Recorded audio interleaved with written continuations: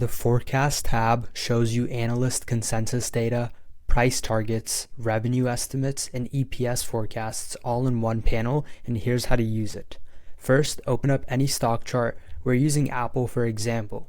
At the top left, next to the ticker name, click right here.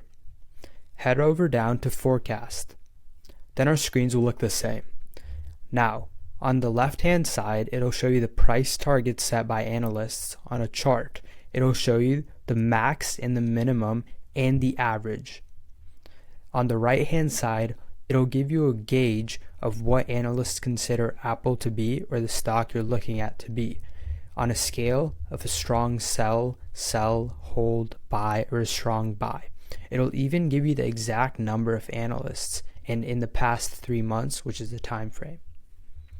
Now, you can also look at estimates for EPS on an annual or quarterly basis.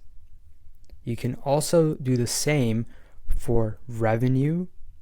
And the important thing to note here is if you want to see how accurate this was in the past, you can see it right down below. Have a great day, guys.